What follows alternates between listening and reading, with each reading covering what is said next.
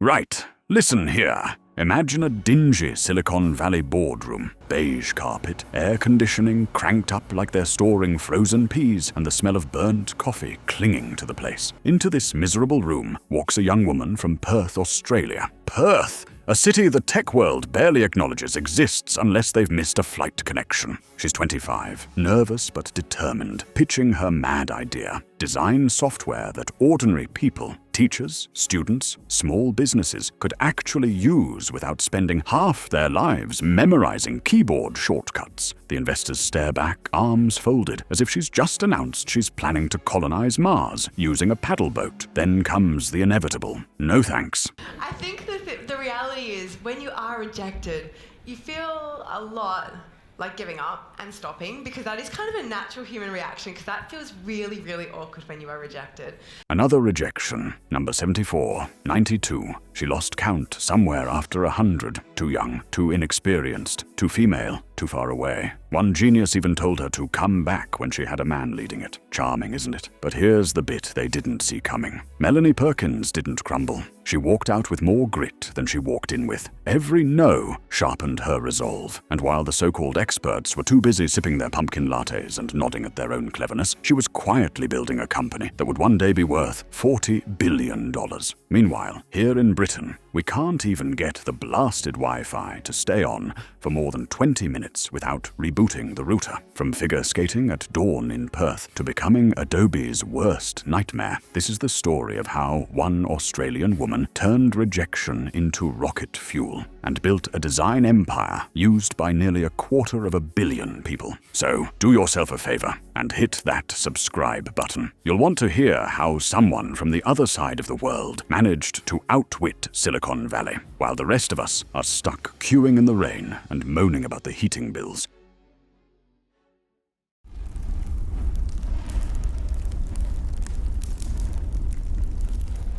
Our story begins not in Silicon Valley or some shiny Manhattan skyscraper, but in Perth, that far-flung corner of Australia most of the world couldn't find on a map if you handed them a compass and a week's notice. For Melanie Perkins, though, Perth was home, and it was here, in this supposedly sleepy backwater, that she first learned the kind of discipline that would terrify her investors years later. At 4:30 in the morning, yes, before even the birds could be bothered, young Melanie laced up her figure skates and marched off to practice. While other kids were snug in bed, she was falling on ice, getting back up and falling again. Painful, exhausting, and completely unnecessary, if you ask me. But it taught her resilience, the sort you don't get from pressing snooze 10 times. When she wasn't breaking bones on the rink, she was running little businesses. Scarves, jewelry, anything she could sew or stitch, she'd sell. Most teenagers were busy sulking about homework. Melanie was already testing out profit margins. I don't know about you, but when I was that age, I was lucky if I could afford a half-decent meat pie from the corner shop. I'd get some fabric and I'd cut it and I'd make the little ends curly, and then I'd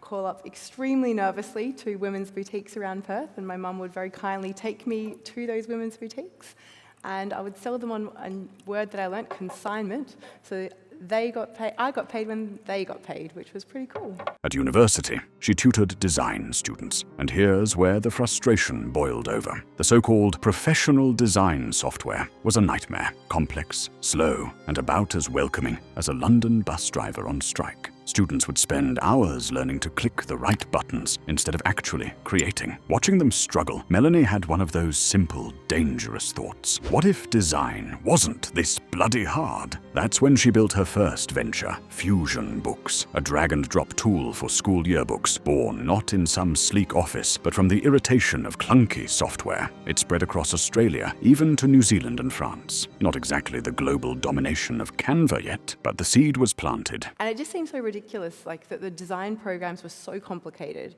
and that it would take so long to create a yearbook that they would be thrown in with no design experience necessarily, and having to create a yearbook that goes out to the entire school community.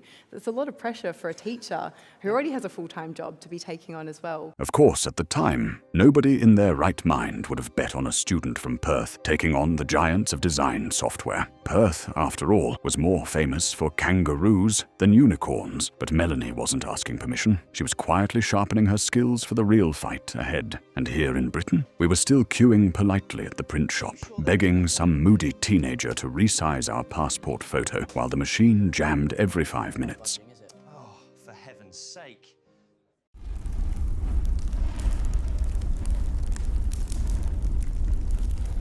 Now, every hero's journey has its string of humiliations, and Melanie Perkins collected hers like stamps. Between 2010 and 2013, she pitched her idea for simple online design software to anyone with a checkbook. The result? Over 100 rejections. 100 at some point. No stops being feedback and starts feeling like a national sport. Investors told her she was too young, too inexperienced, too Australian, as if Perth were on another planet rather than the western coast of Australia. And then, of course, there was the bit they whispered behind her back. She's building the company with her boyfriend. Far too risky. You can practically hear the cigar smoke and condescension dripping from the room. Like, there's not a magic formula, unfortunately. You just have to keep trying things, and then eventually something will pay off.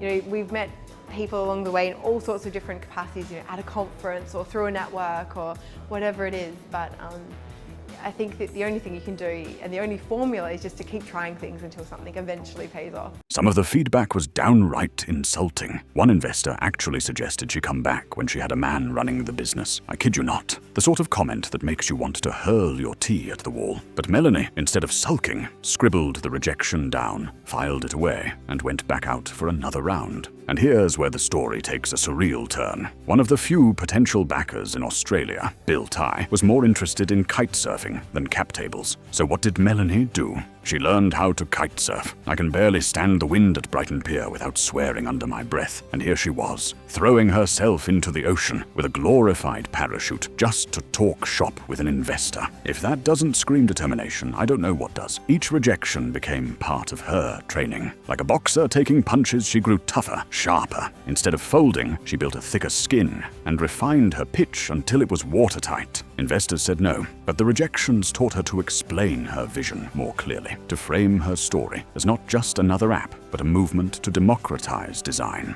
Of course, while all this was happening, the design world was still in Adobe's clutches. They were charging people rent for the privilege of editing their own photos, smugly counting their billions, while ordinary folk struggled to crop an image without taking a night class. Melanie wasn't just battling rejection, she was preparing to take on a monopoly. And meanwhile, back here in Britain, I was still fighting with my home printer, the sort of useless contraption that blinks low ink after you've just replaced the cartridge. If only we had Melanie's level of persistence.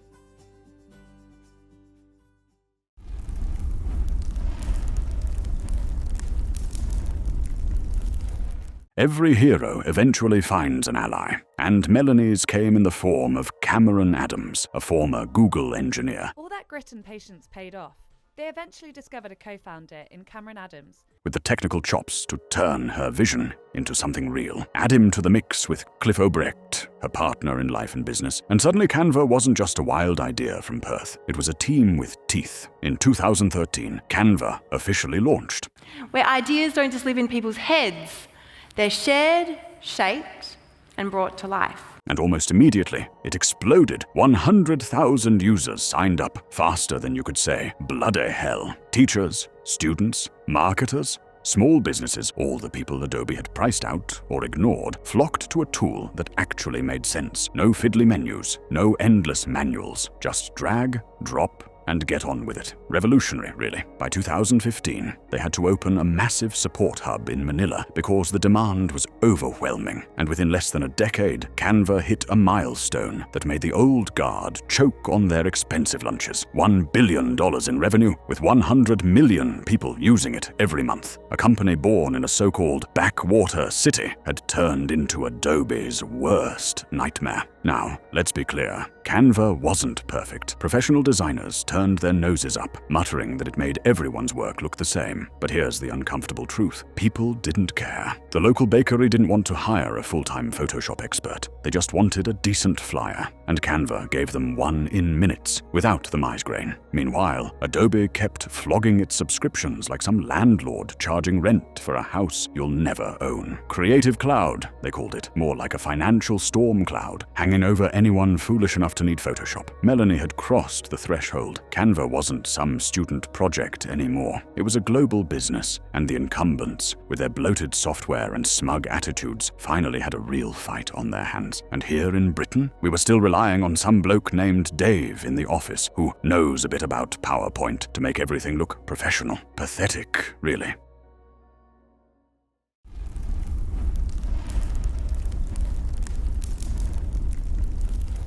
Success, of course, only invites new battles, and for Melanie Perkins, the tests came thick and fast. Canva's business model was deceptively simple. Hook people with free templates, then lure them into Canva Pro for $12.99 a month. Before long, there were 24 million paying subscribers. By 2025, annual recurring revenue had climbed to $3.3 billion, nearly 18% up on the year before, and over 240 million people were using it monthly. That's 1 in 13 people across some countries. Terrifying, if you think about it. But with growth came enemies. Adobe, sitting fat and happy on its subscription throne, started to sweat. They'd already tried to gobble up Figma for $20 billion, only to be slapped down by regulators. Canva seized the opportunity. In 2024, they swooped in and bought Affinity, the one design suite that didn't bleed users dry with subscriptions. Not long after, they grabbed Leonardo.ai for image generation, and in 2025, Magic Brief for performance marketing. Smart acquisitions, neatly targeting Adobe's weak spots. Still, the sneering didn't stop. Professional designers called Canva a toy, claiming it churned out cookie-cutter rubbish. They weren't entirely wrong. Yes, thousands of businesses started looking suspiciously similar with their pastel templates and stock icons. But here's the thing. Small businesses didn't give a toss. They just wanted something that worked, quickly, without ringing up an agency that would charge them half their yearly budget for a logo. Even worse for the doubters, Canva's so-called toy was worming its way into the world's biggest companies. 95% of the Fortune 500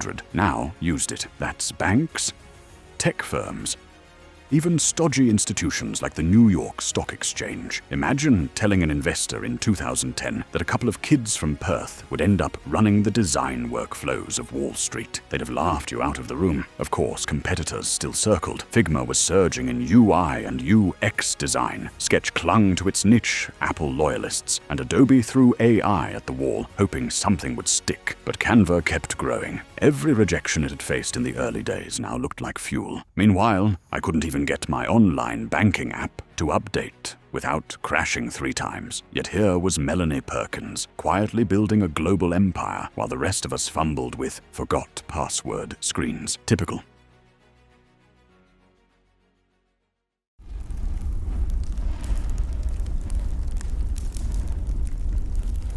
By 2025, Canva wasn't just another startup success story. It was a colossus. The numbers were staggering. A $42 billion valuation after the latest share sale, $3.3 billion in annual recurring revenue, and a user base stretching to 240 million people across 190 countries. From a little flat in Perth, Australia, a city most Silicon Valley types thought was somewhere near New Zealand, Melanie Perkins had built one of the most valuable private companies on Earth. And what about her personally? Forbes now pegs her fortune at $7.6 billion.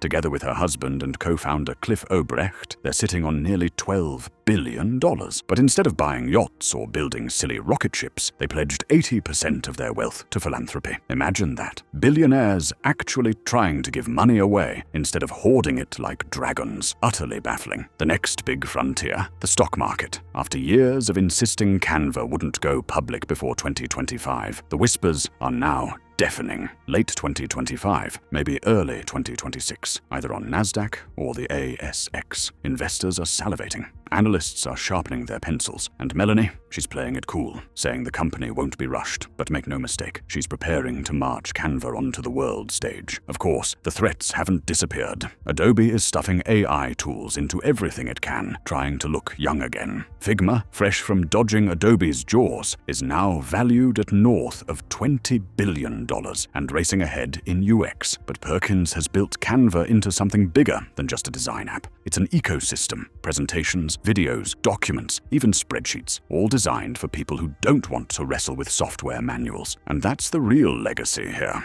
Melanie Perkins turned Rejection into a $40 billion empire, not by pleasing the elites, but by siding with everyone they ignored. She made design easy, and in doing so, she made it universal. Meanwhile, here in Britain, we're still filling out forms in triplicate and faxing things like it's the Dark Ages. Honestly, we could use a Canva for government paperwork. So there you have it. From a young woman in Perth, brushed off by over 100 investors, to the founder of a $40 billion empire used by nearly 250 million people. Now, do yourself a favor, hit that subscribe button, because if you thought this story was mad, I've got plenty more tales of strange business empires built while the rest of us are still stuck queuing in the rain, wondering why the kettle takes so long to boil.